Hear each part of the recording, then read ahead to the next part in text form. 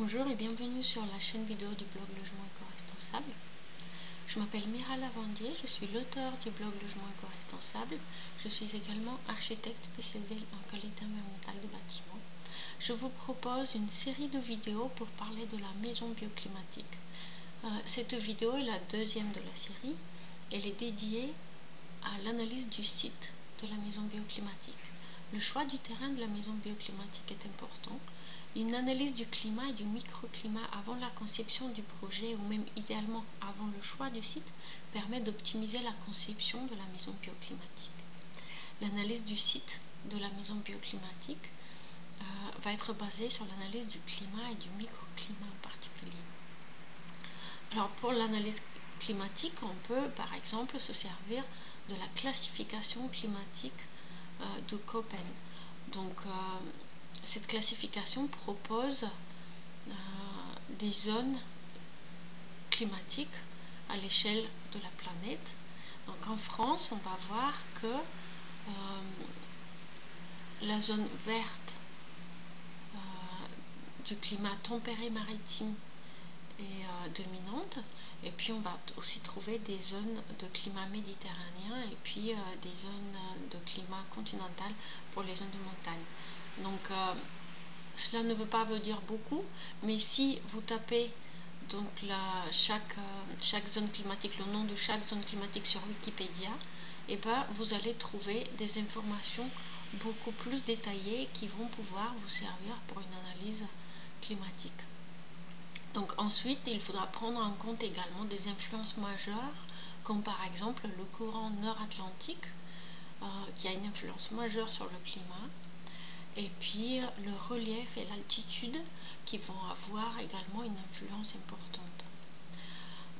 Pour faire une analyse climatique sur une année, il était également très important d'avoir des données sur la température, l'humidité, la couverture nuageuse, l'ensoleillement, idéalement jour par jour sur toute l'année. Donc là par exemple ce graphe représente les données de température. Donc là en rouge vous voyez l'amplitude diurne de température minimale maximale, l'humidité, l'ensoleillement, la couverture nuageuse. Donc si vous n'arrivez pas à vous procurer ce type de graphe qui est très utile, et ben vous pouvez également par exemple faire des questionnements sur les gens locaux,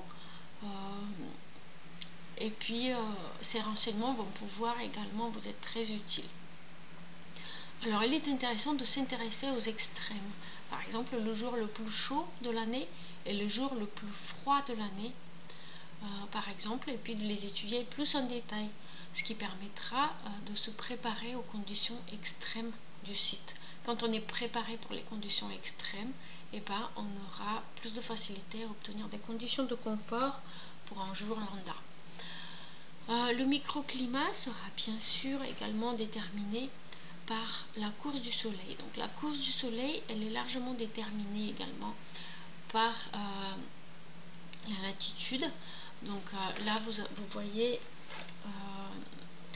cette image qui vous montre la course du soleil en fonction des mois de l'année. Donc quand le soleil est haut, ce sont les mois de l'été, et puis le plus bas, et ben, c'est l'hiver. Donc ce type d'étude va déterminer les masques solaires, mais également la quantité d'ensoleillement que vous allez recevoir sur chaque surface verticale ou horizontale. Donc il est intéressant de faire ce type d'étude comme ici pour les mois d'hiver et les mois d'été, par exemple le matin et en début d'après-midi, comme ici sur cette analyse du site. Les éventuels masques solaires peuvent être causés par le relief, par la végétation ou par d'autres constructions, et leur taille et puis direction va bien sûr varier en fonction de la saison et de l'heure de la journée. Le vent est un autre élément déterminant et très important pour l'analyse du site. Les vents dominants sont largement déterminés par le relief Donc par exemple la présence de fleuves qui vont avoir la fonction d'un couloir de vent, ou alors les montagnes, les collines qui vont également orienter les vents ou alors créer des vents locaux. Cependant, on observe des effets locaux provoqués par des obstacles, par exemple des constructions, de la végétation, ou alors des micro-couloirs de vent qui seraient par exemple créés par des rues, des boulevards. On va avoir provoqué par la présence de ces éléments, soit des changements dans la direction des vents, soit par exemple des effets de turbulence en bas de construction à grande hauteur. Les vents dominants peuvent changer de direction en fonction de la saison, ce qui peut être très intéressant pour la conception bioclimatique. Par exemple ici, on a l'exemple d'un site où les vents dominants matinaux d'hiver proviennent majoritairement de l'ouest, mais en été plutôt du sud et sud-ouest. Donc ce type de changements peuvent être très intéressants pour par exemple se protéger efficacement des vents l'hiver, mais encourager les vents en été pour les utiliser pour rafraîchir naturellement la maison. Sur la base de l'analyse du site, le travail d'esquisse est mieux renseigné, et puis certains choix de la conception paraissent être une évidence, notamment concernant l'orientation des ouvertures et l'organisation des pièces en fonction des usages. Mais bien sûr, il faut prendre en compte d'autres critères importants, comme par exemple l'intégration dans le site, l'intégration de la construction dans son environnement proche et son environnement lointain, la prise en compte de critères relatifs à la qualité de vie, comme par exemple valoriser des vues sur un site remarquable, sur un paysage qui est agréable à voir, ou alors prendre en compte certaines contraintes techniques d'emplacement de la construction liées à la photographie, à la topographie, à la présence de réseaux par exemple, etc. etc. C'était tout pour cette deuxième vidéo.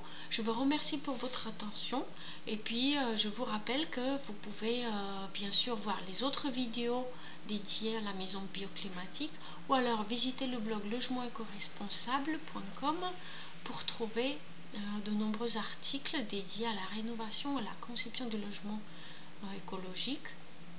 Vous pouvez également vous abonner à la lettre d'information pour recevoir des informations autour de ces sujets directement sur votre adresse email. Je vous remercie encore, je vous souhaite une très bonne journée, je vous dis à bientôt. Au revoir.